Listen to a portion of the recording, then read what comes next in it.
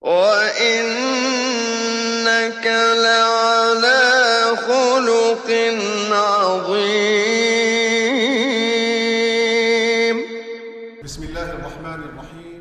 باب تغسيل النبي صلى الله عليه وآله وسلم وتكفينه والصلاة عليه. عن سالم بن عبيد الأشجعي رضي الله عنه أنه قال في حديثه: ثم إن رسول الله صلى الله عليه وسلم قبض. فقال عمر: والله لا أسمع أحدا يذكر أن رسول الله صلى الله عليه وسلم قبض إلا ضربته بسيفي هذا. قال: وكان الناس أميين لم يكن فيهم نبي قبله، فأمسك الناس فقالوا: يا سالم انطلق إلى صاحب رسول الله صلى الله عليه وسلم فادعوه. فأتيت أبا بكر وهو في المسجد فأتيته أبكي دهشا، فلما رآني قال: أقبض رسول الله صلى الله عليه وسلم؟ قلت: إن عمر يقول: لا أسمع أحدا يذكر أن رسول الله صلى الله عليه وسلم قبض إلا ضربته بسيفي هذا. فقال لي: انطلق. فانطلقت معه، فجاء هو والناس قد دخلوا على رسول الله صلى الله عليه وسلم، فقال: يا أيها الناس أفرجوا لي، فأفرجوا له، فجاء حتى أكب عليه ومسه، فقال: إنك ميت وإنهم ميتون. ثم قالوا: يا صاحب رسول الله صلى الله عليه وسلم، أقبض رسول الله صلى الله عليه وسلم؟ قال: نعم. فعلموا أن قد صدق. قالوا: يا صاحب رسول الله صلى الله عليه وسلم، أيصلى على رسول الله صلى الله عليه وسلم؟ قال: نعم. قالوا: وكيف؟ قال: يدخل قوم فيكبرون ويصلون ويدعون ثم يخرجون، ثم يدخل قوم فيكبرون ويصلون ويدعون ثم يخرجون حتى يدخل الناس. قالوا: يا صاحب رسول الله صلى الله عليه وسلم، أيدفن رسول الله صلى الله عليه وسلم؟ قال: نعم. قالوا: أين؟ قال: في المكان الذي قبض الله فيه روحه، فإن الله لم يقبض روحه إلا في مكان طيب. فعلموا أن قد صدق. ثم أمرهم أن يغسله بنو أبيه. وذكر الحديث. حديث صحيح أخرجه الترمذي والنسائي وابن ماجه وابن خزيمة وعبد بن حميد، وقد تقدم أوله. عن أم المؤمنين عائشة رضي الله عنها قالت: دخلت على أبي بكر رضي الله عنه فقال: في كم كفنتم النبي صلى الله عليه وسلم؟ قالت: في 3 أثواب بيض سحولية ليس فيها قميص ولا عمامة. أخرجه البخاري. باب دفن النبي صلى الله عليه وسلم. عن أم المؤمنين عائشة رضي الله عنها قالت: لما قبض رسول الله صلى الله عليه وسلم اختلفوا في دفنه، فقال أبو بكر: سمعت من رسول الله صلى الله عليه وسلم شيئا ما نسيته.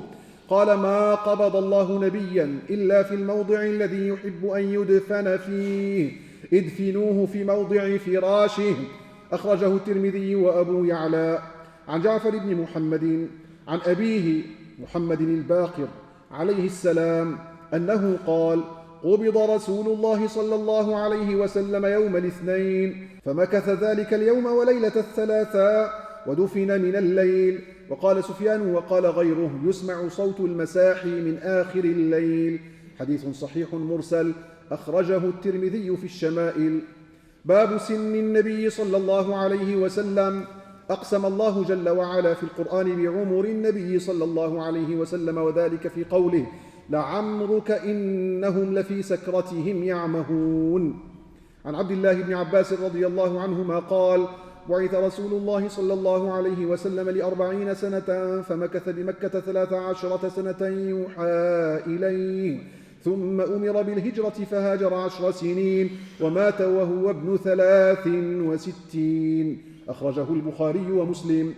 باب ميراث النبي صلى الله عليه وسلم. قال الله تعالى خطابا لأمهات المؤمنين أزواج النبي صلى الله عليه وسلم: وقرن في بيوتكن.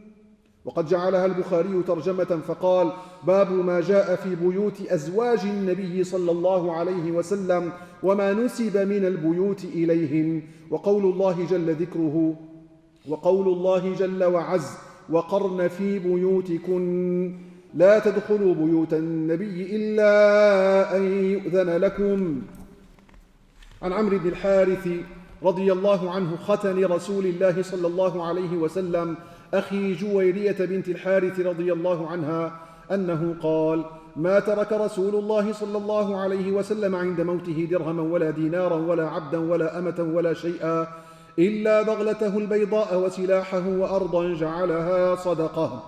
أخرجه البخاري. عن أم المؤمنين عائشة رضي الله عنها أن رسول الله صلى الله عليه وسلم قال: لا نورث، ما تركنا فهو صدقة. أخرجه البخاري ومسلم. عن أبي هريرة رضي الله عنه أن النبي صلى الله عليه وسلم قال: لا يقسم ورثتي دينارا ولا درهما، ما تركت بعد نفقة نسائي ومؤنة عاملي فهو صدقة. أخرجه البخاري ومسلم. عن أم المؤمنين عائشة رضي الله عنها قالت: توفي النبي صلى الله عليه وسلم ودرعه مرهونة عند يهودي ب30 صاعا. أخرجه البخاري. باب أثر فقد النبي صلى الله عليه وسلم. عن عبد الله بن عباس رضي الله عنهما أنه سمع رسول الله صلى الله عليه وسلم يقول: من كان له فرطان من أمتي أدخله الله بهما الجنة. فقالت عائشة: فمن كان له فرط من أمتك؟ قال: ومن كان له فرط يا موفقة. قالت: فمن لم يكن له فرط من أمتك؟ قال: فأنا فرط لأمتي لن يصابوا بمثلي. قال: فأنا فرط لأمتي لن يصابوا بمثلي. أخرجه أحمد والترمذي وأبو يعلى والطبراني.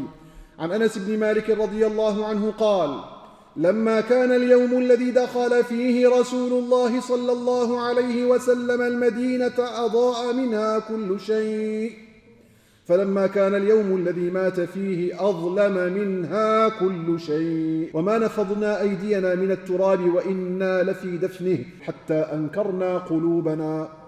أخرجه أحمد والترمذي وابن ماجه والدارمي وابن حبان. عن أنس بن مالك رضي الله عنه قال: قال أبو بكر رضي الله عنه بعد وفاة رسول الله صلى الله عليه وسلم لعمر: انطلق بنا إلى أم أيمن نزورها كما كان رسول الله صلى الله عليه وسلم يزورها. فلما انتهينا إليها بكت، فقال لها: ما يبكيك؟ ما عند الله خير لرسوله صلى الله عليه وسلم. فقالت: ما أبكي ألا أكون أعلم أن ما عند الله خير لرسوله صلى الله عليه وسلم، ولكن أبكي أن الوحي قد انقطع من السماء. فهيجتهما على البكاء فجعلا يبكيان معها. أخرجه مسلم.